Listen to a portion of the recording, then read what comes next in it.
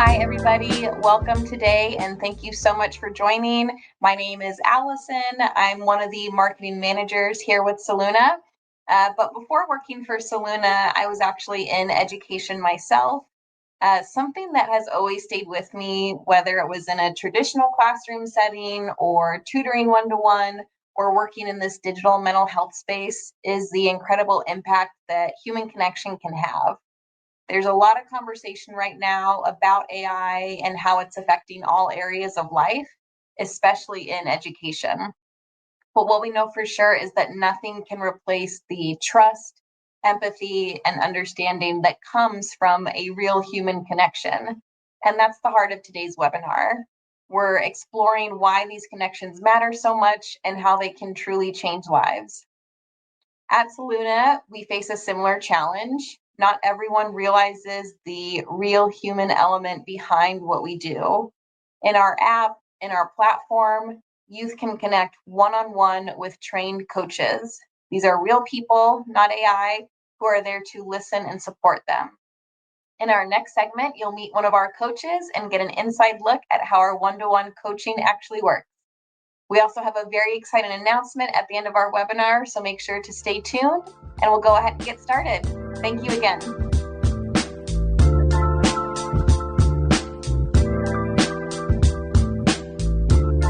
Hi, thank you all for being here today. We're really excited to be able to share a little bit about Soluna. My name is Lori Evans. I'm the Vice President of Service Operations, and my role here is leading a couple of things. I lead the service delivery team, which is our group of coaches who work one-on-one with service users in support of their needs. We work with I have the workforce management team who makes sure that we have enough coaches on shift at the right times when people are coming in to engage. And lastly, we have our off-platform team managed by care coordinators who really help people who are looking, asking questions, need some assistance, technical assistance, password change, that kind of thing. So that whole team of people who are really here to support the youth and teens that engage with Soluna, that's what I get to do every day. So privileged to be here. What brought me to Soluna? First and foremost, I'm a mom. I have 3 children who are growing too fast for me. But what I will say is that I so wish when I learned about Soluna, I just remember thinking, I wish my kids would have had this kind of a tool and resource to support them through those challenging years of teenage and young adulthood. So happy to at least be part of it in this capacity, bringing it to other families. With me today, I have one of our amazing coaches, Coach Nikki. And let's give you a minute to introduce yourself. Hi, my name is Coach Nikki. I'm a coach here on Soluna, and I'm really happy to be here today. Great. So with Coach Nikki today, really what we want to talk to you all about is really a little bit more about who our Soluna coaches are, who are these people that are engaging with the teens and young persons that come to our service, what makes them qualified to do their job, the goals of working with a coach. What is coaching all about? Coaching is one of the services that we have available on the Soluna platform. And that is really an opportunity where teens and young people can work one-on-one with a trained mental health professional. And so we'll get into that a little bit more in the next few minutes. Just to note, our service users, when we use that term, essentially that means the teens and young people that come in and access the Soluna platform through coaching and through our forums and whatever mechanism they're engaging in. And we refer to them as service users. So if you hear us talking about that, you'll know what that means. Okay, let's get started. So Nikki, for the audience, can you just tell us a little bit more about yourself and what brought you here to Soluna? Okay, so my name is Coach Nikki. I've said before, I've been with Soluna for a little over a year now, and I'm based out of New Jersey. I have 8 years of experience in mental health and peer support, working with teens and young adults. I'm also bilingual.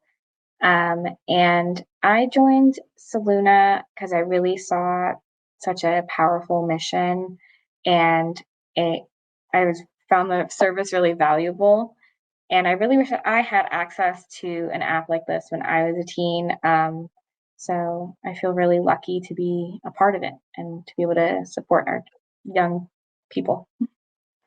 I love that. Thank you. So really what we're going to do now is we're going to talk a little bit more about what the engagement with a coach looks like. And to get that started, I remember being a teen. It's really hard. And, we have coaches here to help them through those challenges, the kinds of things that, you know, navigating midterm exams and friendships and relationships, and the person that you've been friends with for years is now the next day not talking to you anymore and you don't know why, and just all of these up and downs, emotions that you go through during those teen and young adult years. And our coaches are here to help people navigate through that. So Nikki, can you tell us a little bit about what a typical chat looks like when someone comes on the service to try to seek some support? Mhm. So we like to keep chats pretty flexible because the ultimate goal for a chat structure is really meeting the service user where they're at. Um, so whatever support that they are seeking, we want to try to be the best for them in that moment and make sure that they're leaving with what they needed that day. Um, so we really like to adjust kind of our style and our support to meet their needs for that chat.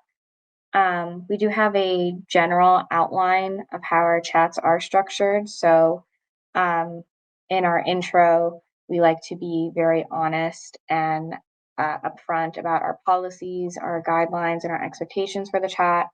Really discussing our safety policy and our confidentiality policy, and making sure that we emphasize the difference between coaching and therapy. Um, and then as we move forward through that chat, we are providing that safe and empathetic space for the service user to share what brought them into chat, what they wanted to focus on. If they feel like venting, then having that space to vent. And as we move further into the chat towards our conclusion, we're really making sure that we set those goals. If a service user has a goal that they want to focus on, and making sure that they are getting empowered and in touch with coping skills, that they have their little toolkit external of the chat and the platform, and always encouraging them to connect with their parents and trusted adults and school counselors because the more support, the better. Absolutely. Oh, for sure. Um, so, when you're working with the teens and young adults in these chats, there's a level of vulnerability that must come forward. I mean, some of these conversations are really, you know, eh, challenging, and some of the things people are going through can be really difficult.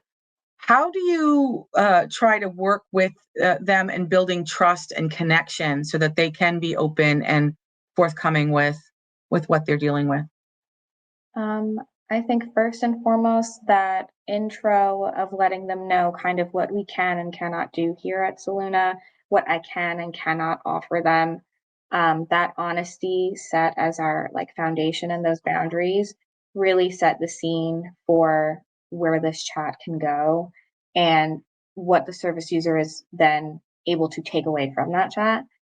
Um, then focusing more on like rapport building and being in touch with, our population. I like to stay in tune with all the Gen Z and Gen Alpha slang and memes and all the things so I don't seem too out of touch, which I think can be really helpful when you are having a service user come in with such big emotions and like that level of vulnerability to seek support.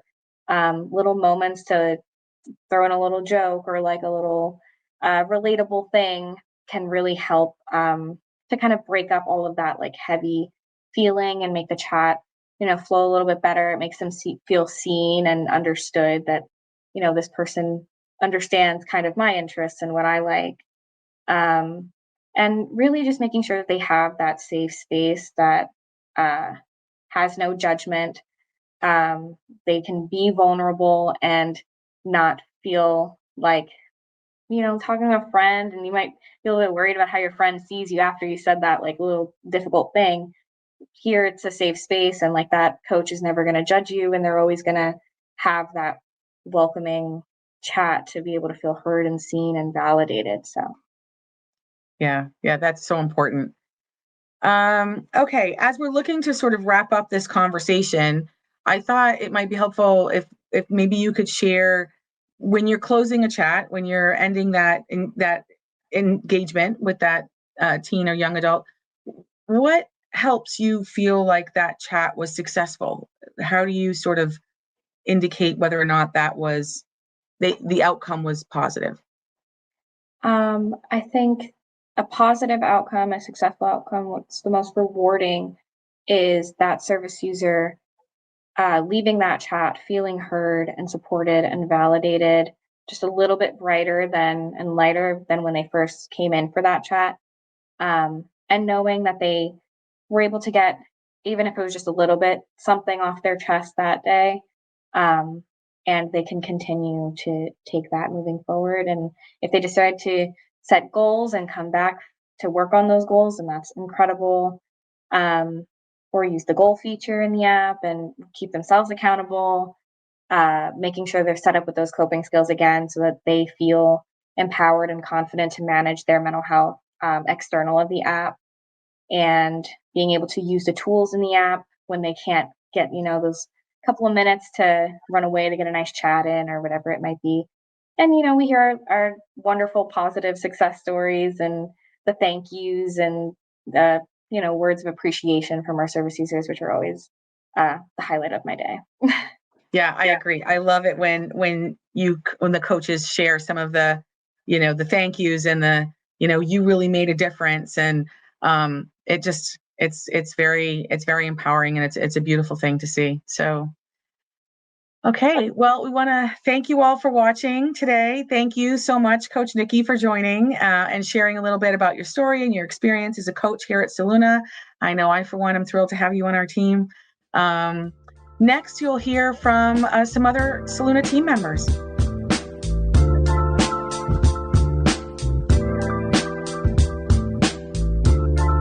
Hi, everyone. Welcome, and thank you so much for joining us today. My name is Tammy Ramos. I am a licensed clinical social worker and a certified clinical trauma professional. I also serve as the Director of Clinical Quality and Education here at Soluna. In my role, I oversee training, the quality of services and procedures that we provide, and the clinical support that our teams receive. So a lot of my work is really making sure that young people have safe, positive, and meaningful experiences and interactions when they connect with us. I'm joined today by my colleague, Allison. Allison, would you mind introducing yourself? Yes. Hello, everyone. Thank you so much for being here. My name is Allison Lawrence, and I have the privilege of being a field marketing manager here with Soluna. So I get to oversee a group of community engagement leads that get to go into different schools and different organizations, really just spreading the word about Soluna and how it can help support the teens and young adults in your life, hopefully making your jobs easier. So with Tammy here today, we're going to talk about the qualifications and trainings that our Soluna coaches go through. We're going to cover some of our frequently asked questions that we get about coaching, as well as a quick walkthrough of the Soluna app.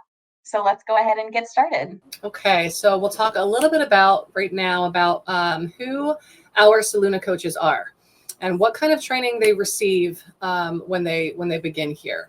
So every single coach goes through a comprehensive training program before they even begin supporting the young people through Soluna. But they're also entering Soluna with experience and training beforehand. So many of our coaches and practitioners are peer support specialists. They're also SUD counselors, substance use disorder counselors. They have bachelor's degrees in related fields like psychology, social work. And so they're coming to us with a comprehensive package of training as well, but we're also giving that and providing that. The training that we provide covers a lot. Like a whole bunch of content. So things like motivational interviewing, goal setting skills, some solution focused work, so that they know how to help the young people that they're supporting talk about what's really on their mind breaking it down with them and creating some realistic steps moving forward, like goals. They're also trained in risk awareness and response. So like how to recognize when someone might be struggling, if there's a safety concern, how to escalate those situations quickly and appropriately. But another big piece in training also is cultural humility and inclusivity. Our coaches learn how to support young people from different backgrounds and identities, and how to bring openness and respect into every conversation in a digital format. And then something close to my heart is trauma-informed practice. Coaches learn how to show up with empathy. They show up in being able to reduce shame, and creating a safe space where young people feel heard and supported. But training doesn't stop there, right? They're not just getting all of this package up front. It's continuous, and that professional development withstands their time with Soluna. So our coaches continue learning always. They take part in workshops, regular refreshers, peer learning groups. They also receive supervision and oversight from licensed clinicians who are with them to support them every step of the way. So while coaching is not therapy, it is a structured, thoughtful, and safe support system led by people who are both well-trained, deeply passionate about helping young people. Thank you so much for setting that stage, Tammy. I think we're giving our stakeholders a really nice background about what coaching looks like. Now we wanted to talk through some of our most frequently asked questions that we get from educators, parents, really anyone who works with teens and young adults, but can't actually use the app themselves. Yeah, so we know those people, our parents, our caregivers, our educators, they can't log into the app, right? They can't really see what everybody's doing within here. So this is a way to kind of give them a peek inside. So first question is, how do young people connect with a coach? Yeah, so all chats with our coaches happen virtually through Soluna. So this means that our users don't have to figure out transportation. They don't have to go anywhere physically. As long as they have the Soluna app, they're able to connect with a coach. Yeah, I think those are really, really important points, because there's a lot of barriers to connecting with support, especially for youth and young people. And so Soluna eliminates some of those barriers, which is amazing. What about availability? When can coaches be there for young people? Yeah, coaches are available within Soluna 7 days a week. For more specific information on hours and availability, we have an FAQ page on our website, but also users can see their coach's availability and hours within the Soluna app themselves. Yeah, I think that's reassuring to know as well. Thanks for pointing that out, because I think that parents and educators can feel confident that support is available every day. And one more big question: what does the app actually look like for someone who is using it? Yes, so I'm so excited for this part. We will be showing the live demo of the Soluna app. Soluna is available for Apple app or Google Play stores for mobile devices, or by any web-enabled device as well. So today we'll be mainly exploring the web-based experience of Soluna, which looks a little different compared to on a mobile device, but still shows the same features and tools of Soluna. So we have our homepage with different mental health topics that our users can explore. They can watch videos, they can listen to audio clips, they can read through short stories or articles about a certain health topic. And then going into our tools section, these are self-guided tools that are available 24/7 for all of our users. They can do things like set and track their own goals. They can explore positive affirmations through the Thought Shaker tool. They can focus on their breath work if they need to. They can also journal if that's helpful for them. There's more tools available as well. And with Soluna, these can be available in their literal back pocket. Going into the community page now, I'm on the Explore section, which asks weekly polls and reflection questions. We also have a forum section where users can ask questions, they can seek peer-to-peer connection or advice, all in a moderated environment thanks to our coaches. And then we have our chat feature where users can speak with a real professional coach one-to-one virtually without having to go anywhere. And then we also have a safety tab, which includes crisis resources if or when needed, and also local services that are listed out for our users if they need those as well. Allison, I love how you showed the different parts of the app. I think that it really highlights what Soluna has to offer, which is so much. Two things that I wanted to acknowledge, because you mentioned two things. Some of the content pieces within the app. Want to acknowledge that everything is evidence-based and reviewed by our clinical team. I'm a part of this review process, but it's also written with that evidence backing and that credibility. Additionally, moderation. Want to explain what moderation is just really briefly. Before anything is live on the app, like in our community forum space, where it looks like there's a post that's written by one of our young people, it's moderated first, which you mentioned. Moderated means that it's reviewed for safety by a real person, one of our coaches, one of our peer moderators. And it also is supported by the clinical team through that moderation, so that everything that is seen within the app that is live and able to be seen by a service user has been checked for safety. Okay, so as we wrap up, I just want to thank you all for being here with us, and a special thank you to you, Allison, for spending some time with me, for walking us through what coaching really looks like, how young people experience the app. This is just one part of the bigger Soluna story, right? And we're really excited to keep sharing more with you. Next, you'll be hearing from one of our Soluna young adult ambassadors, and we've got an exciting announcement to share, so stay tuned.